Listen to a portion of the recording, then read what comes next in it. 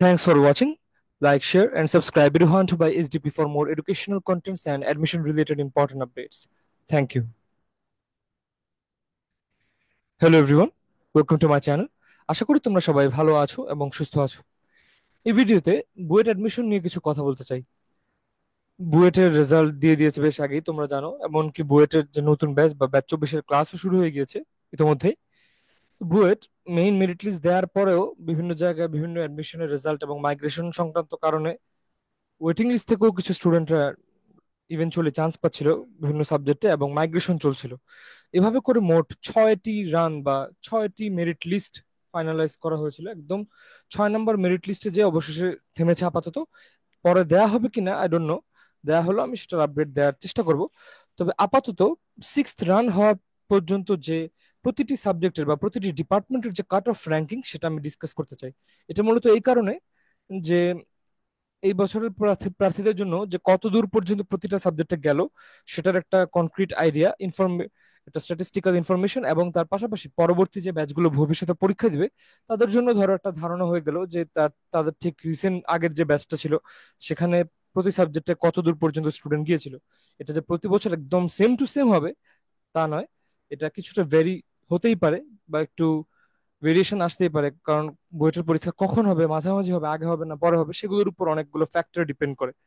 তবে তা সত্ত্বেও কিছুটা সাদৃশ্য বা সিমিলারিটিস থাকেই। তো চলো সেই স্ট্যাটিস্টিক্স গুলো দেখে নেওয়া যাক।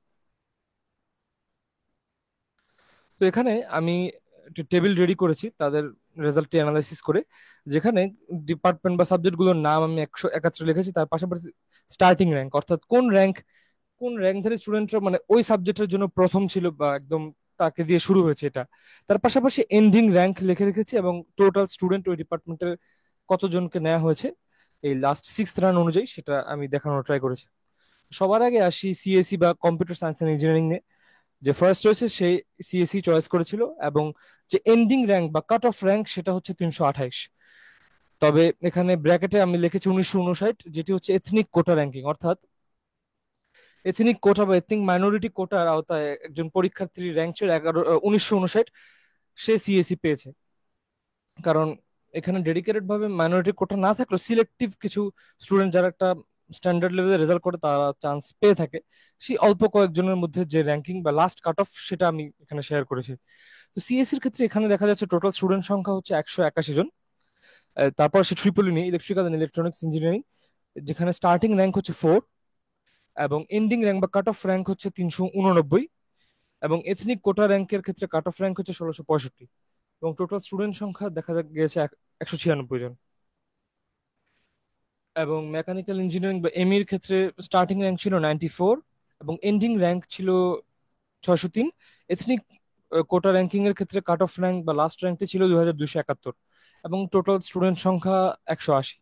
সিভিল ইঞ্জিনিয়ারিং এর বেলায় স্টার্টিং র্যাঙ্ক 218 এবং কাট অফ র্যাঙ্ক বা এন্ডিং র্যাঙ্ক 820। টোটাল স্টুডেন্ট সংখ্যা লিস্টটিতে দেখা গিয়েছে 193 জন।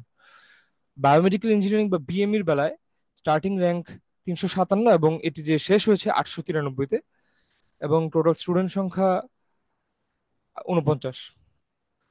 বিএমই বা বায়োমেডিক্যাল ইঞ্জিনিয়ারিং এর পরে সিএইচই অর্থাৎ কেমিক্যাল ইঞ্জিনিয়ারিং, এখানে 606 নম্বর র্যাঙ্ক দিয়ে মূলত শুরু হয়েছে, এবং তারপরে 963 বা 963 হচ্ছে কাট অফ র্যাঙ্ক বা এন্ডিং র্যাঙ্ক, যেখানে যে থেমেছে। এবং টোটাল 120 জন স্টুডেন্ট এই র্যাঙ্কের রেঞ্জের মধ্যে ছিল। তারপর আসে আইপি নিয়ে, ইন্ডাস্ট্রিয়াল অ্যান্ড প্রোডাকশন ইঞ্জিনিয়ারিং। এই সাবজেক্টের ক্ষেত্রে 625 ছিল স্টার্টিং র্যাঙ্ক, এবং এন্ডিং র্যাঙ্ক ছিল 1114, এবং 120 জন টোটাল স্টুডেন্ট আইপি তে নেওয়া হয়েছে।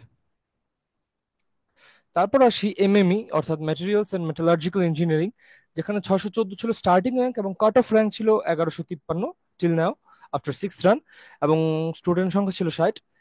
দেন ডাব্লিউআরই অর্থাৎ ওয়াটার রিসোর্সেস ইঞ্জিনিয়ারিং এর ক্ষেত্রে 907 থেকে স্টার্ট হয়ে এন্ডিং র্যাঙ্ক বা কাট অফ পজিশন ছিল 1213, এবং 30 জন হচ্ছে টোটাল স্টুডেন্ট নাম্বার।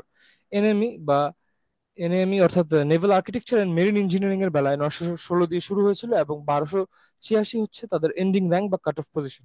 55 জন স্টুডেন্ট রয়েছে। তারপর আসি এনসি, এটি বেশ নতুন একটা ডিপার্টমেন্ট। মোস্ট প্রবাবলি বুয়েটের 22 ব্যাচ থেকে 22-23-এর সেশন থেকে তারা এটি শুরু করেছিল। এই সাবজেক্টের ক্ষেত্রে দেখা যাচ্ছে 1001 11 হচ্ছে স্টার্টিং র্যাঙ্ক এবং 1254 হচ্ছে এন্ডিং র্যাঙ্ক, এবং স্টুডেন্ট সংখ্যা 30। ইউআরপি বা আরবান অ্যান্ড রিজিওনাল প্ল্যানিং এর বেলায় 1148 হচ্ছে স্টার্টিং র্যাঙ্ক, এবং কাট অফ পজিশন বা র্যাঙ্ক হচ্ছে 1321, এবং 30 জন স্টুডেন্টকে নেওয়া হয়েছে।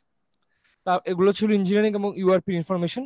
এবার আসি আর্কিটেকচার নিয়ে। আর্কিটেকচারে স্টার্টিং র্যাঙ্কই দেখাচ্ছিল 11 থেকে, এবং এন্ডিং র্যাঙ্ক বা কাট অফ পজিশন ছিল 111। তবে আর্কিটেকচারের বেলায় বলতে চাই যে আফটার ফোর্থ রান এই ইনফরমেশনটি প্রাপ্ত হয়েছে, অর্থাৎ আর্কিটেকচারে 6টি রান পর্যন্ত যায়নি, আপাতত 4টি রান বা 4টি মেরিট লিস্ট তারা দিয়েছিল, এবং টোটাল স্টুডেন্ট সংখ্যা 60টি পাওয়া গেছে বা 60 জনের হিসাব পাওয়া গেছে। তো এখানে যদি আমরা সবগুলো ডিপার্টমেন্ট একটু দেখি, ইনক্লুডিং আর্কিটেকচার, 13টি ডিপার্টমেন্ট বা বিভাগের মধ্যে মোট 1304 জন স্টুডেন্ট আপাতত অ্যাডমিটেড, মানে এই ডিপার্টমেন্ট গুলোতে সিলেক্টেড হয়েছে, এবং ভর্তি কার্যক্রম হয়তো বা করে ফেলেছে বা করে ফেলবে। তো এই ছিল ওভারঅল কথাবার্তা। যেহেতু বুয়েটের ক্লাসও শুরু হয়ে গেছে এবং প্রায় অন্যান্য অনেক জায়গায় অ্যাডমিশন প্রায় কমপ্লিট, তো আর আরেকটা সেভেন্থ মেরিট লিস্ট বা সেভেন্থ রান দেওয়াটা খুবই টাফ। আর্কিটেকচারের ক্ষেত্রে ফিফথ কোনো রান দিলেও দিতে পারে, তবে চান্স ইস লেস, যেহেতু অনেক জায়গায় এখন অ্যাডমিশন প্রসেস প্রায় কমপ্লিট হওয়ার পথে, এবং বুয়েটে যেহেতু এখন যারা ভর্তি বা চান্স পাবে তারা আর চান্স বা সুযোগ হাতছাড়া করবে না।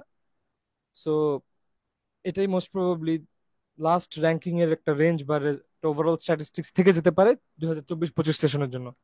তো পরবর্তীতে 25 ব্যাচ 26 ব্যাচ যারা দেখবে তাদের ক্ষেত্রে আশা করি ভিডিওটি ইন ফিউচার কাজে দিবে, এবং পাশাপাশি যারা ধরো 24 ব্যাচেরই ছিল, ইন কেস এগুলো একটা জানার আগ্রহ ছিল কোনো কারণে, তাদের ক্ষেত্রেও ভিডিওটি কাজে লাগতে পারে। সামনে অ্যাডমিশন রিলেটেড বুয়েটের হোক বা অন্যান্য ইউনিভার্সিটির অ্যাডমিশন হোক, সেগুলোর ইম্পর্টেন্ট ইনফরমেশন, কন্টেন্ট এবং বিভিন্ন ধরনের ভিডিও পাওয়ার জন্য আমার চ্যানেলটি তোমরা অবশ্যই সাবস্ক্রাইব করে রাখতে পারো। ধন্যবাদ সবাইকে।